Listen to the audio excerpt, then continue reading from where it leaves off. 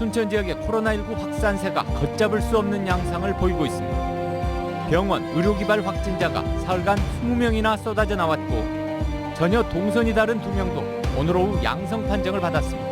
협조해 주실 것을 간곡히 당부드립니다. 4.7 재보궐선거 하루 전 순천과 고흥에서도 막판 세몰이가 뜨거웠습니다. 후보들은 서울, 부산으로 쏠린 시선을 지역으로 돌리는데 안간힘을 썼습니다. 정현복 시장의 부동산 특혜 관련 논란에 지역구 서동용 국회의원이 처음으로 유감 입장을 밝혔습니다. 정의당 여영국 대표도 광양시청 앞에서 책임 있는 소명을 촉구했습니다. 중앙분리대가 설치된 도로에서 추돌이 아닌 정면 충돌 사고가 나서 2명이 숨졌습니다. 이해하기 힘든 사고의 내막, 경찰이 수사에 나섰습니다. 여러분 안녕하십니까? 화요일 밤 여수 MBC 뉴스데스크 시작합니다.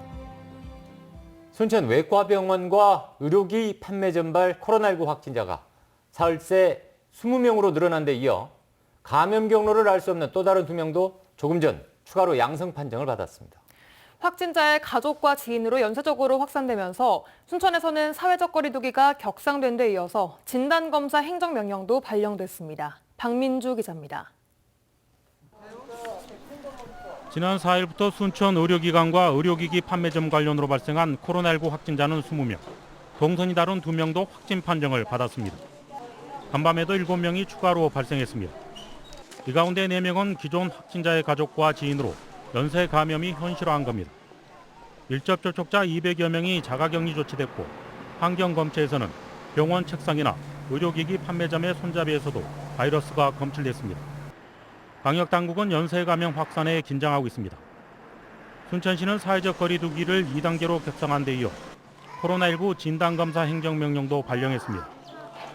지난달 24일 이후 의료기기 업체나 26일 이후 외과의원 방문자는 반드시 진단검사를 받아야 합니다. 코로나19 증상으로 병의원이나 약국을 방문해 진단검사 안내를 받은 시민도 24시간 안에 검사를 받도록 했습니다. 사회적 거리두기 2단계 격상에 이어 코로나19 진단검사 행정명령을 발령했습니다. 이를 어길 경우에는 벌금이나 과태료 등의 불이익이 발생할 수 있으니 반드시 행정명령에 적극적으로 협조해 주실 것을 간곡히 당부드립니다. 발생 숫자와 장소, 확진자의 동선을 종합해 볼 때 지난해 8월 위기 상황보다 더 심각한 것으로 판단된 순천 집단 감염.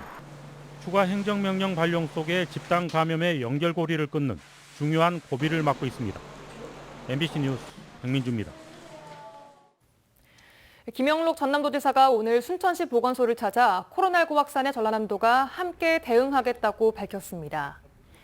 전남도는 순천시에 즉각 대응팀을 파견해 공동으로 확진자의 동선을 파악하고 있는 가운데 김 지사는 접촉자의 소재 파악이 어려우면 경찰과 협조하는 등 신속하게 대처하겠다고 밝혔습니다.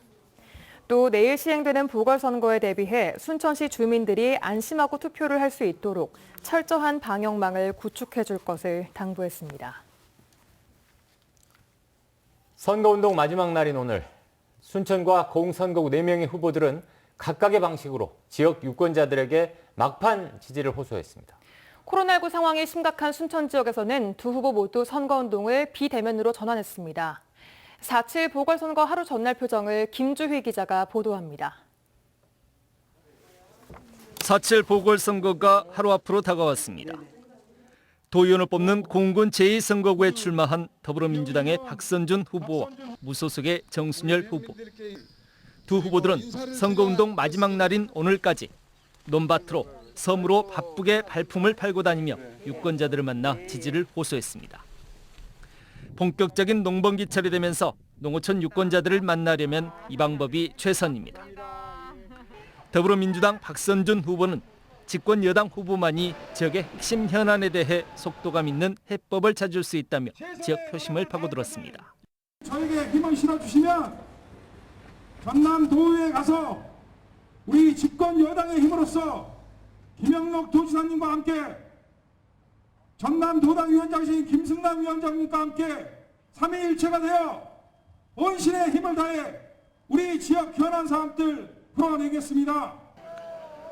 무소속의 정순열 후보는 오랜 의정 활동의 경험만이 1년여 잔여 임기 동안 지역 수건 사업의 성과를 거둘 수 있을 것이라고 강조했습니다. 이제 여러분들과 함께 고운 번영을 향한 기적의 역사를 다시 한번 써보기 위해 고난의 여정을 시작합니다. 그동안의 세월에 힘입어 갈고 닦은 풍부한 경험을 바탕으로 뚝심 있게 걸판지게 한번 보이고자 합니다. 도의원을 뽑는 순천 제1선거구에 출마한 더불어민주당의 한춘옥 후보, 무소속의 주윤식 후보는 막판 선거운동을 비대면으로 전환했습니다. 지난 주말부터 순천 지역의 코로나19가 급속히 확산 조짐을 보임에 따라 내려진 긴급조치입니다. 그러면서도 이번 선거에서 지역 최대 쟁점인 부동산 투기 의혹을 두고 온라인상에서 여전히 치열한 공방을 이어갔습니다. 4.7 보궐선거의 공식 선거운동 기간도 이제 불과 3시간여 뒤면 종료됩니다. 서울, 부산 등 대도시 재보선에 쏠린 유권자들의 시선을 끌어오기 위해 막판 총력전에 나선 지역 재보선 후보들. 공석이 된 전남광역의원의 잔여 임기를 채울 새로운 당선인은 누가 될지 선택의 시간이 다가오고 있습니다. MBC 뉴스 김주입니다. 서동용 국회의원이 최근 불거진 정현복 광양시장 관련 논란에 대해 오늘 광양시민과 국민께 송구하다며 입장문을 냈습니다. 서 의원은 당 소속 지자체장의 의혹과 논란으로 시민께 우려와 분노를 남겼다며 당의 윤리감찰단 조사에 불응하며 탈당 의사를 밝혀 정 시장을 제명했다고 설명했습니다. 또 앞으로 공직자 비위와 관련해 시민이 납득하도록 대처하겠다고 했습니다. 한편 정의당 전남도당도 오늘 기자회견을 갖고 투기 의혹이 밝혀지면 몰수될 땅을 두고 사회에 환원하겠다는 공약성 발언을 하기보다는 책임 있게 소명해야 한다고 촉구했습니다. 여수산단 환경 문제 해결을 위한 민관협의체 권고안을 기업들이 거부한 가운데 지자체와 정부가 주도해 용역조사를 추진해야 한다는 주장이 나왔습니다. 전라남도의회 보건복지위원회 강정희 위원장은 오늘 보도자료를 내고 대기오염물질 측정치 조작 사태가 불거진 이후 기업들은 재발 방제와 신뢰 회복을 약속했지만 지켜지지 않았고 이익을 우선시하는 행태도 전혀 변하지 않았다고 비판했습니다. 강 위원장은 이어 전라남도와 정부가 민관 거버넌스에 기대 문제가 해결되기를 기다리고 있다며 여수산단 주변 환경 실태 조사와 주민 건강 역학 조사를 우선 추진하고 위반 기업들에게 구상권을 청구해야 한다고 주장했습니다. 대기환경보전법을 위반한 광양망권 업체들이 환경당국의 무더기로 적발됐습니다. 영산강유역환경청은 지난달 대기오염물질 다량 배출업체를 대상으로 특별 점검을 벌인 결과 여수와 순천, 광양에 있는 20개 업체에서 20건의 위반 사항을 적발했습니다. 주요 적발 사항으로는 훼손된 대기오염물질 방지 시설을 방치한 경우가 가장 많았고 배출시설 변경 신고를 누락하거나 신고하지 않은 배출시설을 운영하는 사례 등이 뒤를 이었습니다. 영산강유역환경청은 적발된 업체에 대해 지자체 행정처분을 의뢰하는 한편 위반 사항이 중대한 2개 업체는 자체 수사를 진행한 뒤 검찰에 송치할 계획입니다. 국가지정문화재인 여수 선소유적지 일대 테마정원을 조성하는 사업이 본격적으로 추진됩니다. 여수시는 다음 달부터 석 달간 실시 설계 공모를 통해 당선작을 선정한 뒤 곧바로 설계 용역과 건축 협의를 진행해 내년부터 공사에 들어갈 예정이라고 밝혔습니다. 이번 사업은 선소 유적지 13만 3천여 제곱미터에 선소의 역사 등을 감상할 수 있는 영상 전시관과 탐방로를 조성하는 것으로 국도비 73억 원을 포함해 모두 195억 원이 투입될 예정입니다.